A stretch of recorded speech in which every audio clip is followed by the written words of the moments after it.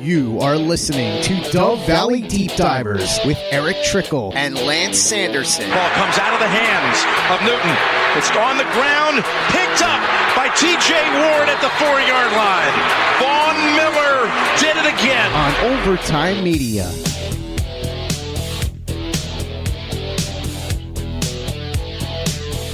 Mile high, hello everybody in Broncos country, and welcome into a fresh new episode of the Dove Valley Deep Divers podcast. My name is Lance Sanderson, I'm your host, and joining me as always is my good friend, colleague, and the co-host of the Dove Valley Deep Divers podcast. He is Denver Bronco insider and Mile High Hunters senior NFL draft analyst, Erick Trickel. Erick, looks like you got some pretty good snow up there in Alaska over this weekend, man. What's going on?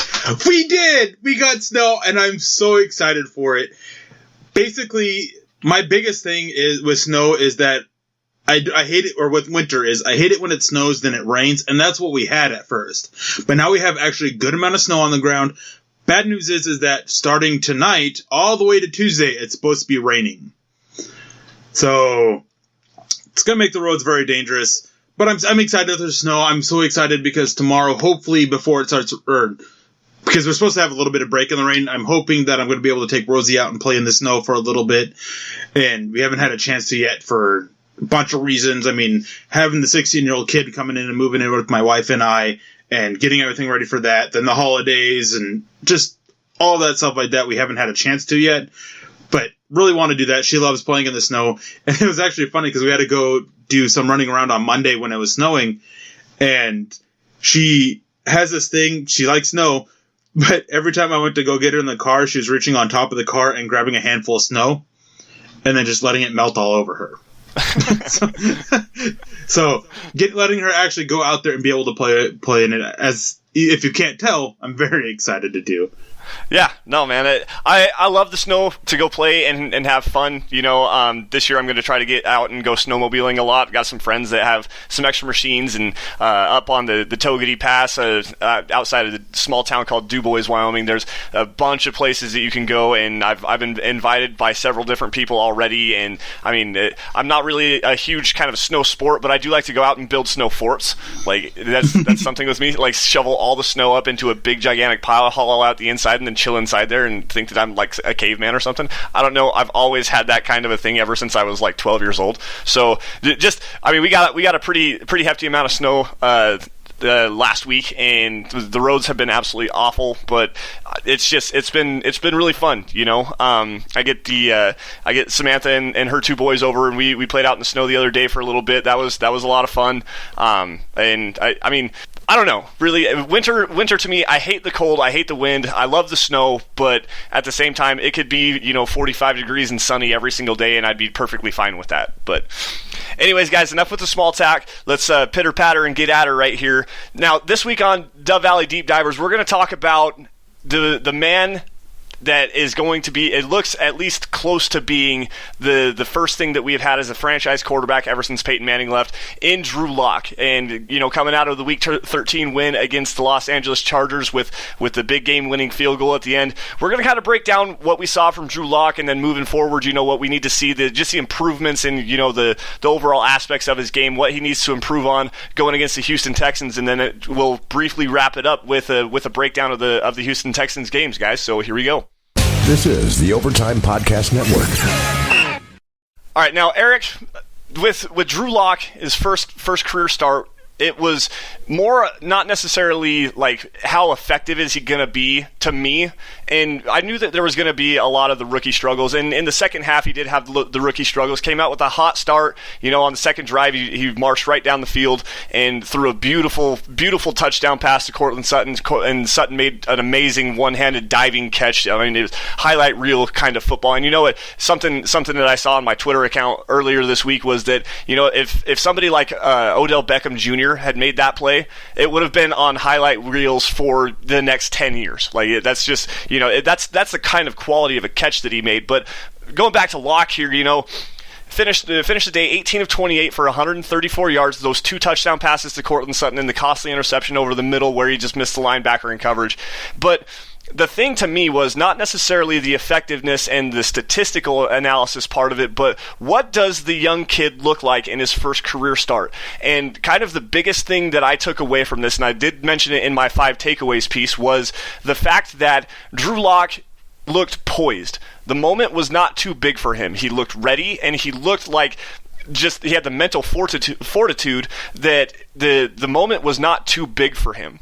And we did see some improvements with him, but Eric, I want your biggest takeaway. What was the biggest thing that you saw from Drew Lock in Week 13? That while he was a rookie getting his first start, he didn't make that many big rookie mistakes. There was that bad interception. There was a couple of the throws that were not necessarily bad plays by him, but it was just showing that a lack of chemistry with the receivers. And I highlighted those in a film piece for MileHighHuddle.com. But it's just the lack of rookie mistakes. I mean, when you go out there and you go into your first start, you're expecting to see a lot more mistakes, a lot more bad throws, and just more mistakes. And he didn't have those. He looked very ready to be out there. He looked very poised, as you were talking about, and just the game wasn't too big for him. He went out there, he executed fairly well. I think that some of the reasons for the offensive issues in the second half worked all on him. I think there were some play calling issues, which I highlighted some plays as well in a film piece from MileHighHuddle.com that were just bad play calls in general. So, yeah, it's just, I mean, not that many rookie mistakes from the rookie quarterback, and that's something that we want to see continue going forward and cutting back on them more going forward. I mean, you're not ever going to see a perfect game from a quarterback for the most part. I mean, like there's some that every now and then you might get a perfect QBR, but even then there's some mistakes that they make, some throws that they could have made, and that's just getting nitpicky. But he showed so much promise, so much potential in his first start. I saw somebody on Twitter make a comparison about their stats and how his stats were similar to Joe Flacco's in Joe Flacco's first game with the Broncos, and just yardage and all this stuff like that. And it's talking about, and Drew Lock gets crowned as the quarterback of the future. Well, it's not always about the stats. It's about how they look getting those stats. And he made some great throws that receivers failed to come down with. He made some mistakes, as I've mentioned multiple times now. But he just looked ready. And I am very excited to see what he can do going forward, especially against a tougher team like the Texans. Yeah, and like I said, the fact that he was so poised in the moment wasn't bigger than him. That was probably the biggest thing that I wanted to see out of him, was that he was actually ready to be taking the NFL field.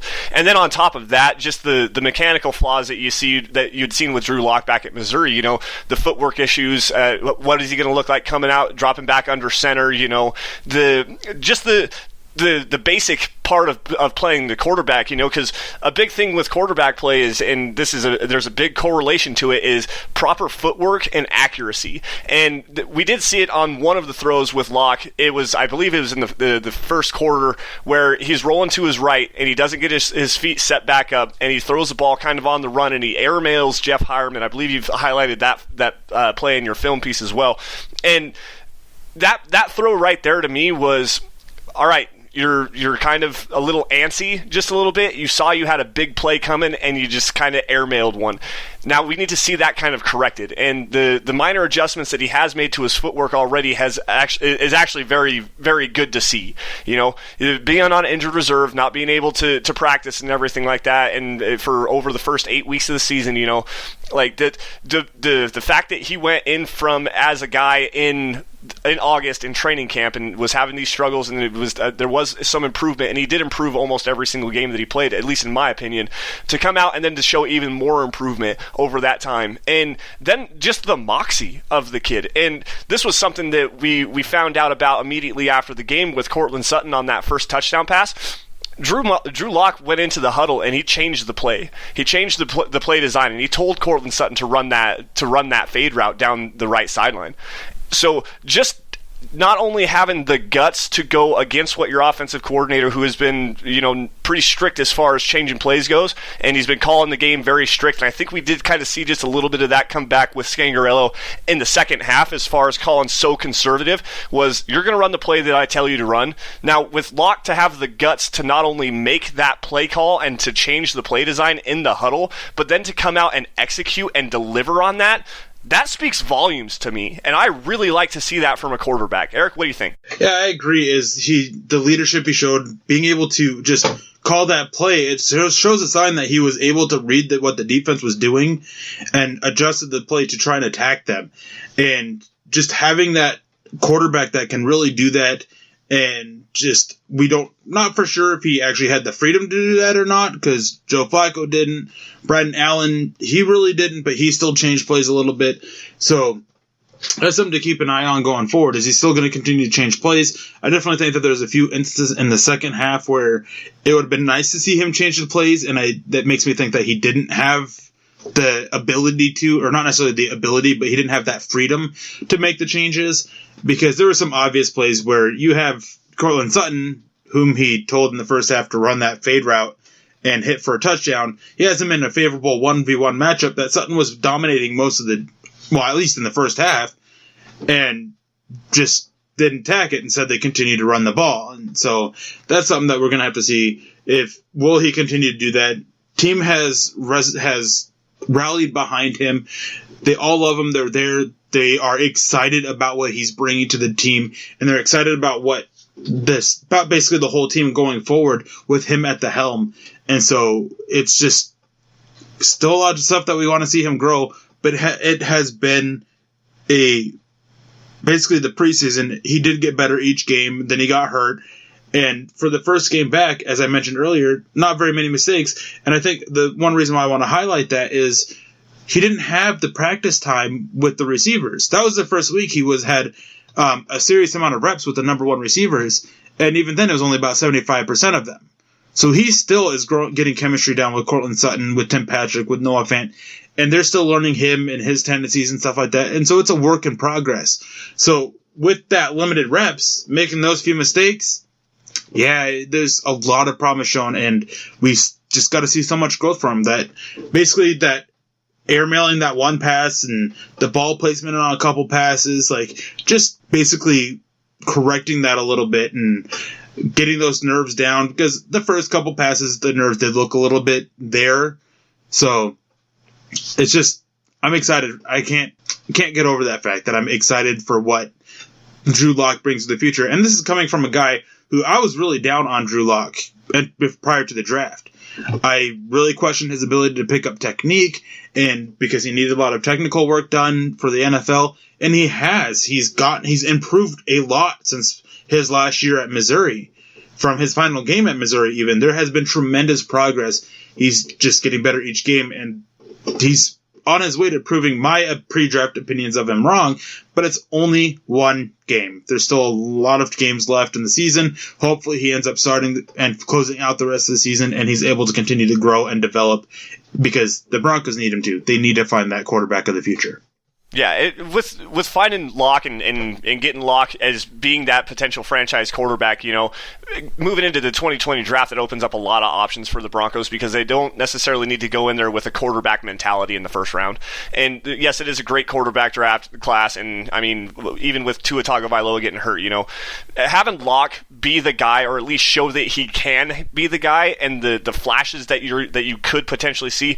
I mean, I saw the flashes already, and he only threw for 134 yards. You can see that he's got the tools necessary to be a quarterback in the NFL. He just got to continue to work on that improvement as well. And Eric, you're absolutely right.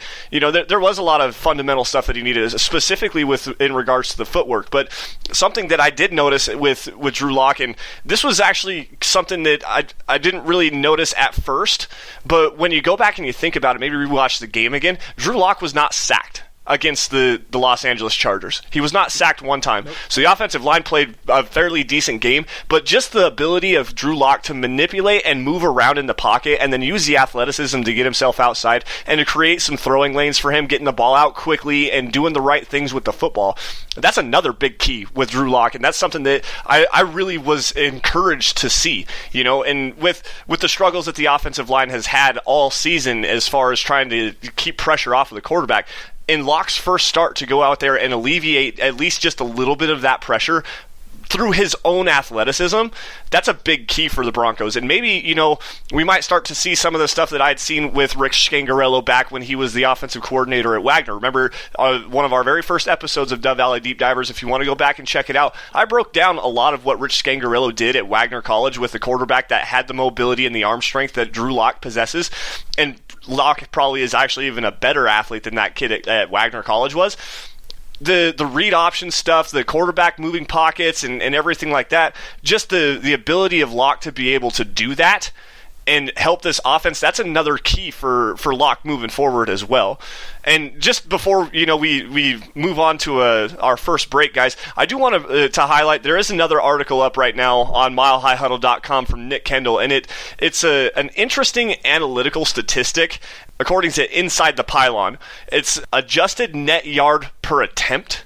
It's a passing statistic that incorporates passing yards, sacks, touchdowns, and interceptions. It's a complicated math formula. I'm not going to read it out over the podcast. If you want to check it out, go check it out at milehighhuddle.com. But this is something that, and we're probably seeing a lot of the play calling aspect in the second half kind of adjust this as well. And I mean, any per play kind of an analytical statistic can be fluctuated and inflated by long gains or bad plays or anything like that.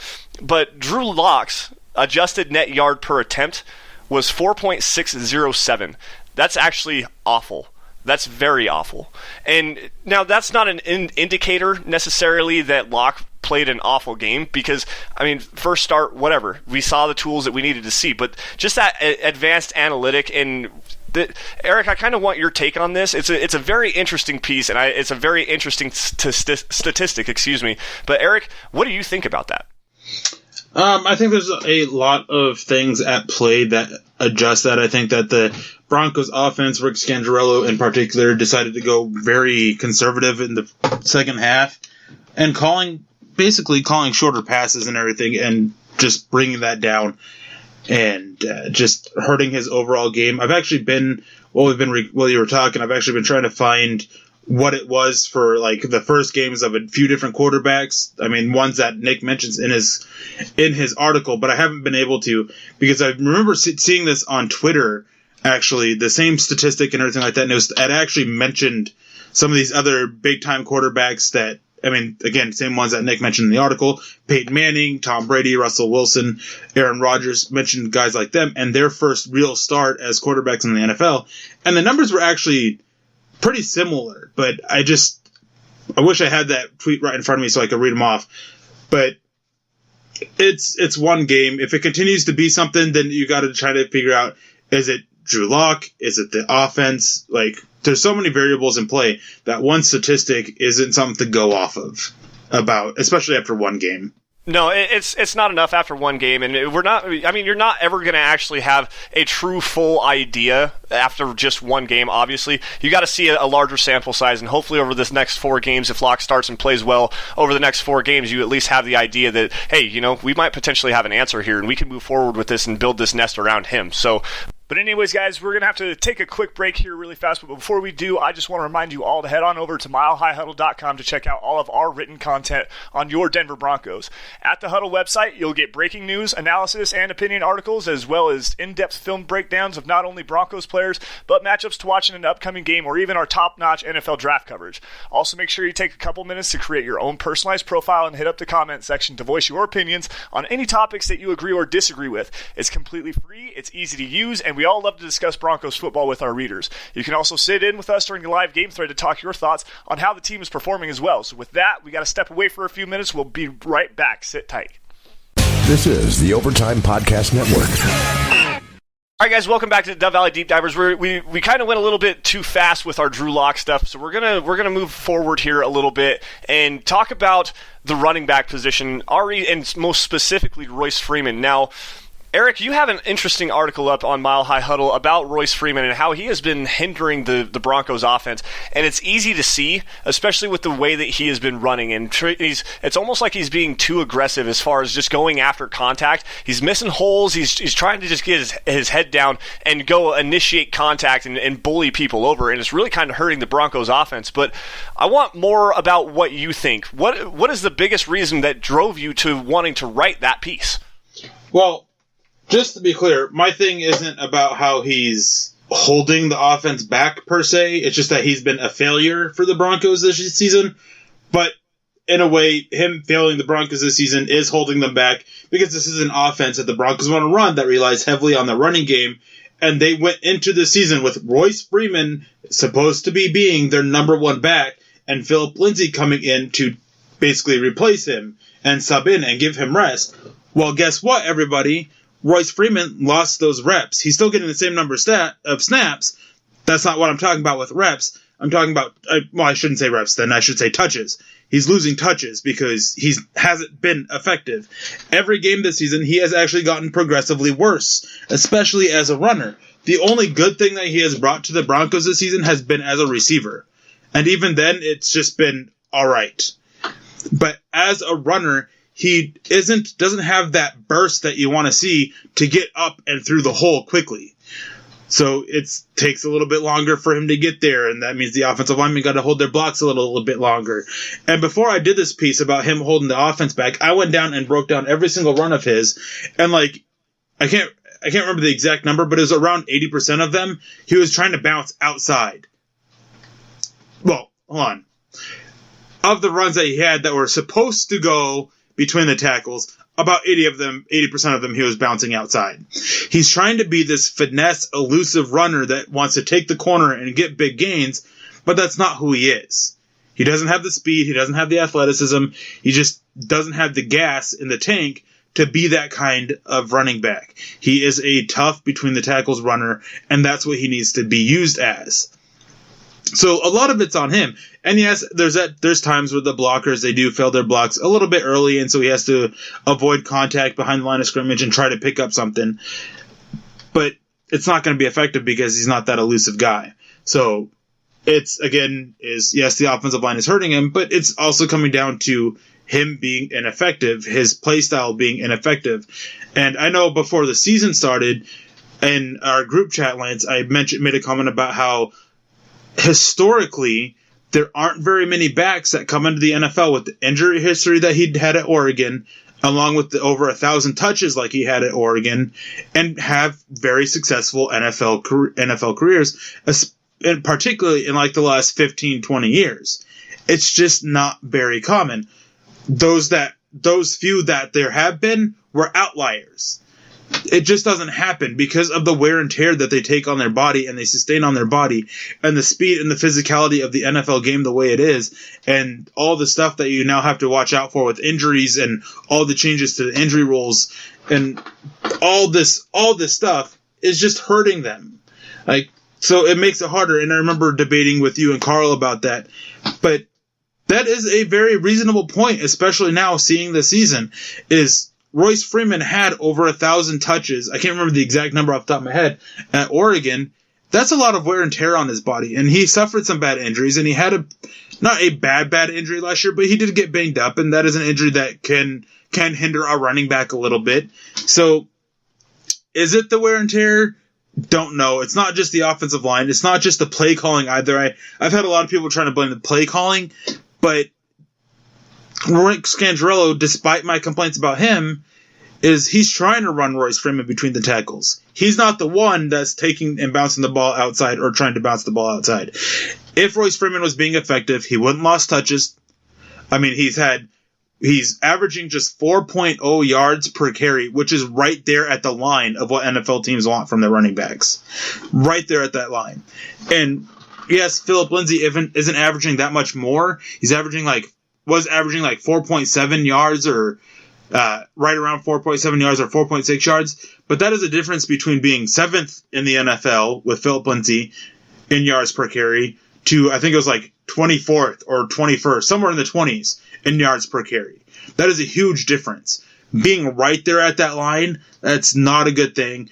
I mean, and with Denver, one of the reasons why they wanted Royce Freeman to be this tough between the tackles runner that he apparently doesn't want to be is they want to use him to wear down the opposing defenses and let Lindsay come in and use his speed and athleticism to gash them. But that's not what Royce Freeman wants to do. And then another point that people have been making is that Royce Freeman takes more carries to get going. Yeah, that's a very fair point. But in the Broncos offense, where they're using a combination of skill sets at running back with Phillip Lindsay, and they're trying to have them 50-50, if you're part of that 50, you've got to be making the most of your runs, and Royce Freeman wasn't. He's been ineffective, and maybe he can turn it around over these last few games. I hope he does, because the Broncos are already losing Booker, and the running game, they really need the running game going. And if Freeman steps up, then that's one less need that they need. They don't need to go pick up another running back. But we'll see if it happens. I'm not holding my breath. Royce Freeman has a lot of fans among Broncos fans who think that he's some legend already, but he's not. And he just lacks the speed and burst to be the style of running back that he is trying to be. And he just needs to take a step back and just be that type of running back that he can be. Yeah, and that's a fair assessment of the situation. You know, I whenever I see him, you just like you see him missing the holes, you see him not getting his foot in the ground and getting north and south like he was at Oregon, and that was when he was the most effective as a runner. Was that single put your foot in the ground, get north and south, get through the hole with good vision, and then go, when you're out to the second level, then try to be that the shifty, elusive, or maybe run somebody over. And I see him just trying to run and initiate contact a little bit too soon. That's just something that I've seen. I might be completely and totally off base on that, but it does seem like he's just trying to initiate contact, and not necessarily even at the first level, but at the second level of the defense. Instead of trying to make an even bigger gain, it's almost like he's trying to run somebody over, and that's not working for him. And with Freeman and just the lack of effectiveness that he has had as far as a runner, I've actually been very impressed with him as a receiver, especially when the Broncos split him out wide. And they're using him on slant plays and trying to get the ball in his hands in open field and then let him, do what he does best with as far as running the football. But that's not his game. And that's something that we really wanted to see kind of this year from the next guy we're going to talk about in Phillip Lindsay. And that's like an aspect of Phillip Lindsay's game that is completely non-existent. Phillip Lindsay is a very good, very shifty, obviously, good with those little, I saw somebody on Twitter call them the slalom runs, where he's just back and forth in the hole and shifty and with his small stature and being as quick and as elusive as he is. Those runs are just so fun to watch. But as far as just being the explosive playmaker, the explosive guy out of the backfield as a receiver, it has not translated with Phillip Lindsay, and where that's probably the niche that Royce Freeman can have as far as being a receiver out of the backfield. Even though it hasn't been spectacular, at least according to your opinion, that's about the only impact Royce Freeman has had on this Broncos offense this year, is just being the receiver at not only out of the backfield, but lined up in the slot, or lined up out wide as a wide receiver. So with Phillip Lindsay moving forward now, this is year 2 of a 3-year contract. So next year he's is going to be in a contract year, and then he's going to be a restricted free agent going into 2021. Now, Eric, with the dynamic of NFL running backs as a whole, and with Phillip Lindsay, he is an older guy, even though for a second-year player, he is an older guy, was an older undrafted free agent for the Broncos, and did have a high workload at Colorado as well. With Phillip Lindsay, as far as paying him another contract, what is your thoughts on that? Don't pay running backs big money. I really like Phillip Lindsay. It's nothing personal with him. He just plays a position that just doesn't have the value that's worth paying big money to that running back. He's going to be 26 years old at the start of next season and only have 2 years in the NFL under his belt. 24-year-old rookie. That's old for a rookie. So it's going to be an issue there. And my biggest philosophy with running backs is you don't take them high. As great as they are with Gurley and Zeke and Fournette, as good as they are or great or whatever your opinion of them is, they were selected way too high. You just don't take running backs that high. It's like taking a center with a top 10 pick. I can get on board with a guard if they are at that Quentin Nelson level and can really solidify your offensive line like Quentin Nelson did with the Colts. But running backs, not so much, because Saquon Barkley, when the Giants drafted him, he became one of the highest paid running backs in the NFL without even taking a snap. He's a great prospect, and he's turning out to be a great running back. But how much help have these running backs been to their teams in the win column? or I mean, not necessarily the win column, but in playoffs. Did these running backs make them playoff contenders? No. Running back is one of the easiest positions to find new, fresh blood at. And again, with Phillip Lindsay, it sucks to say, but you use them up on their rookie contract and let them hit the streets and just draft somebody new. With Phillip Lindsay, he's already had a bunch of carries in college, so he already has a lot of wear and tear, a lot of touches in college anyways. So he already has a lot of wear and tear on his body. But fortunately for him, he did fall a little bit under that 1,000 mark that teams watch for with touches for running backs, but not much under. He had 882 yards or plays from scrimmage, which is rushing and receiving, and then he had 45 returns. So that's still quite a few touches. That's a lot of wear and tear. And then the Broncos, they've been using him quite a bit, so not sure where he's going to be at. I mean, the max I would go is about a $4 million per year on average contract, because that's about all any running back is worth. They're just not worth paying. Again, you can easily find a guy to come in, do what he does, and just work within your offense. Especially with the draft class, like the next couple of years at running back. Like 2 of the next 3 years or 3 of the next 4 years are supposed to be really good running back classes. This next 2020 class is a really good running back class. Plenty of talent that you can go get. Just so fresh, so much fresh blood. I mean, what was it, the Chiefs last year, who went through like 4 different backs and really didn't lose a beat? So that's it. Just don't pay running backs. Well, and with the Chiefs situation, that is a little bit different because you did have the Patrick Mahomes effect on that offense as well. But and I understand where you're coming from, and I actually agree with you 100%. And with Phillip Lindsay, as far as paying him a huge deal, I know this is going to sound kind of like an odd observation, but draft pedigree does matter in those kinds of contract situations. Like, you're talking an undrafted free agent that came out and has played in a very good football, and now in a contract, or speaking here in a couple of years, in a contract year, he's going to come out and he's going to have another big solid season, but he's only going to get paid about $4 million. Look at Shaquille Barrett with the Tampa Bay Buccaneers. He played very good football with the Broncos for a long time, for 4 years, and then he goes out on the free agent market, and he is actually among the league leaders in sacks this year. He's been one of the best pass rushers in all of the NFL. He's on a $4 million deal. Like, the draft pedigree with that does actually make a significant impact in the decisions as far as paying players that are the undrafted free agents that have showed out in the past. And now, just to kind of continue on with your point, the higher drafted running backs, we're seeing it right now specifically in Los Angeles with Melvin Gordon. He held out for more money, and look at what he has done this year. He has been absolutely terrible. Le'Veon Bell went out and got a huge contract with the New York Jets. He has been not necessarily terrible, but he hasn't been the player that he was in Pittsburgh. Like, the drop-off is so significant after the first 4 years, especially when these teams are running you into the ground, and especially with the way that the Broncos are using Phillip Lindsay, with the high workload that he is getting right now. You can see Phillip Lindsay fall off a cliff extremely quickly, especially with his size. So going out and paying Phillip Lindsay, $8-9 million a year, or even more than that, that's just not a prudent move from John Elway. And I would actually disagree with that kind of a signing. That's just my personal opinion on it. Yeah, as I said, it's nothing personal against Phillip Lindsay. It's just, you have to look at the business side of things.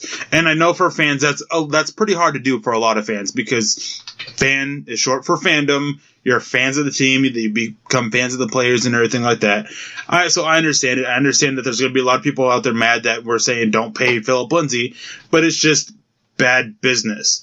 I mean, when you look at this in yards, the leader in the NFL in rushing yards is Nick Chubb. Where was Nick Chubb drafted? Second round? Second round. Okay, so Christian McCaffrey. He's number 2 in rushing yards. He was a top 10 pick. All right.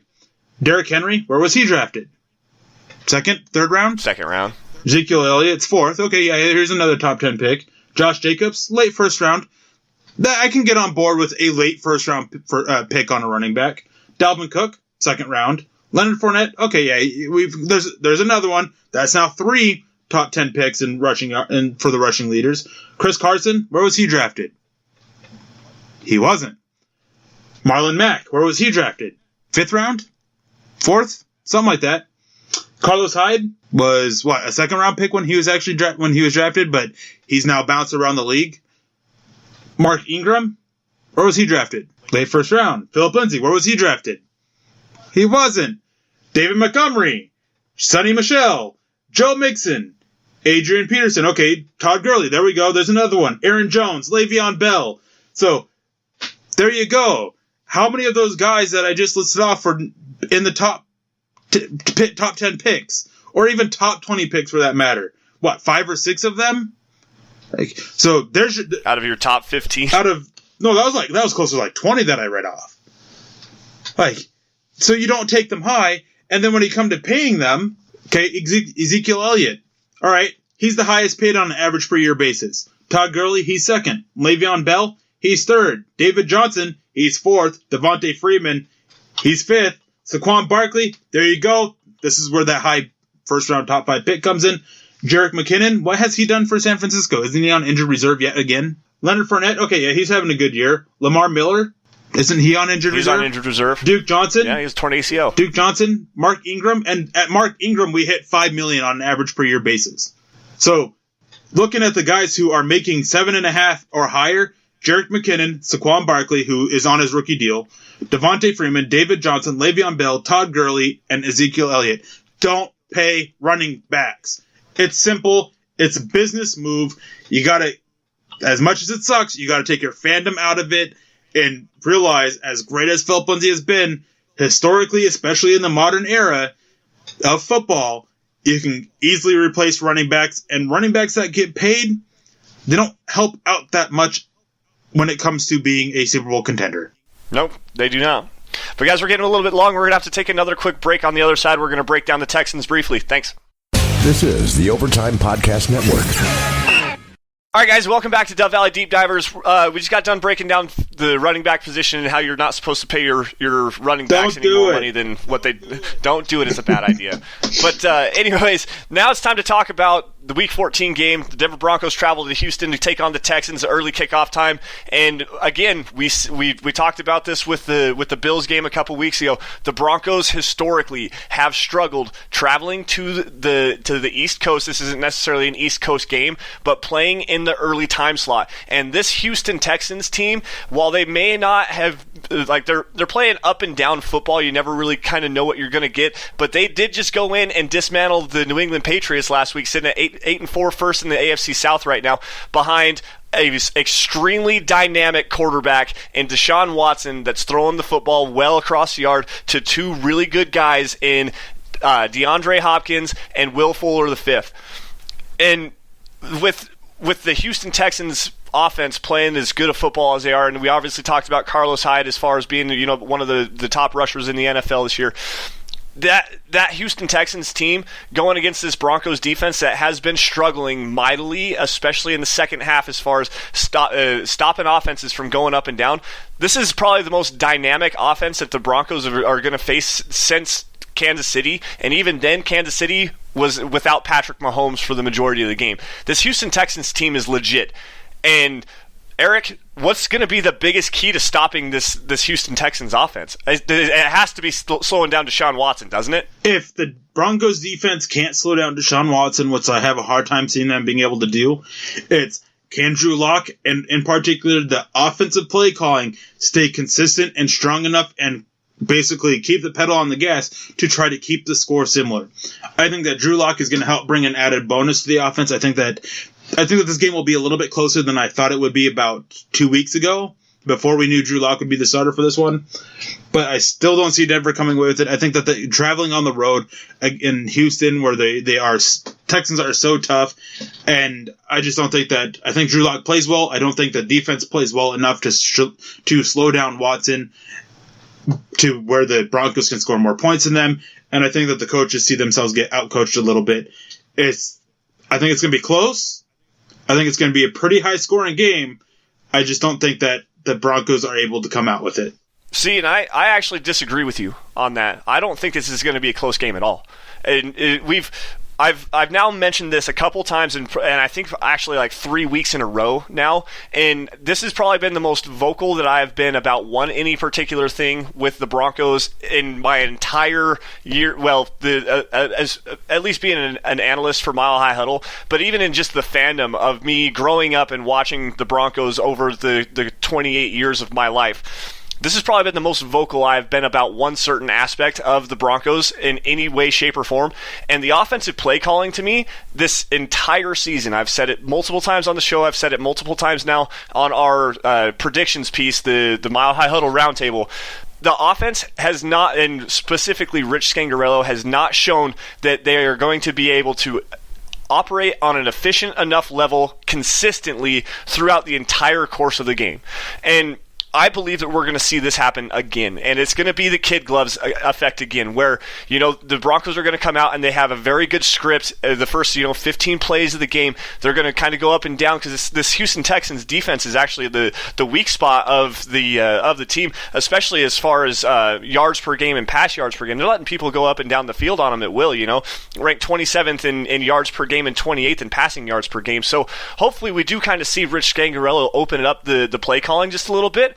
But consistently, the one consistently thing that we have seen with Rich Scangarello thus far this year is the fact that his play calling, his situational play calling, especially in the second half, has been extremely terrible. And I've been vocal about this for weeks now, and I don't think that we're going to get any change here. Real quick to add to that point is the Broncos have one of the, not the best, but one of the better, probably consistently top 10 offenses in the first quarter when they're running their script. Now, when teams make their script, it's all the offensive coaches combined coming up with a plan of attack. The head coach, even if with Vic Fangio, he still has some say in it. It's a group effort. And in the first quarter, that's typically when you run your whole script. They're one of the better offenses. Outside of that, they are consistently like 30th to 32nd in the NFL for their offense in the second, third, and fourth quarter, when they get off the script. And it's just the offensive coordinator who's calling the plays and trying to decide what they want to do and how they attack. Just something to keep in mind out there for all of you who have been arguing with Lance and I over the last couple months about offensive play calling not being a problem. As soon as it becomes just on Rick Scangarello in that second quarter on, the Broncos offense is the worst actually in the NFL. Most of the categories, they are 32nd. So something to keep an eye on. And that's just the biggest thing with me. I mean, we might see Denver go in there and very similarly to the Chargers game, go into Houston and get, a 14-0 lead in the first quarter, maybe into the start of the second quarter, or I mean, even a 14-7 lead, because like I said, this Houston Texans offense is extremely explosive, and DeAndre Hopkins going up against this struggling secondary, Chris Harris Jr., Isaac Yiadom, the guys like that. Like this is going to be like, I could see the element of a shootout in like the first quarter, maybe the first quarter and a half. After that, though, I think the Houston Texans just walk away with this. Like I have Houston winning by 14. I have it 27-13 is what I posted on the Mile High Huddle Roundtable article earlier today, and I'm going to stand by that. Just because I feel it in my gut. I almost know that is exactly what's going to happen. It's going to be quick paced, and Drew Lock's going to get on the board early. The Broncos offense is going to be clicking early, and then we're just going to go into that shell. Rich Scangarello is going to do it. He's done it every single game this year, and it has not changed. What does anyone expect is going to change now? But anyways, guys, that's going to do it for us today. We're going to wrap it up here. Thank you all once again for joining us on the Dove Valley Deep Divers podcast. You guys can follow us both on Twitter by finding me at Sanderson MHH and for Eric at Erick Trickel. Also, be sure to follow at Mile High Huddle. Set up your notifications for instant updates on your Denver Broncos. Each and every story published on the Huddle website is posted immediately on our Twitter handle, so you guys have instant access right at your fingertips. You guys can also like Mile High Huddle's Facebook page as well. We love and appreciate all of your guys' support, and if it weren't for you all, we wouldn't be able to do what we do best, which is cover your Denver Broncos. So until next time, Broncos country, you guys stay safe, take care, and have a good one.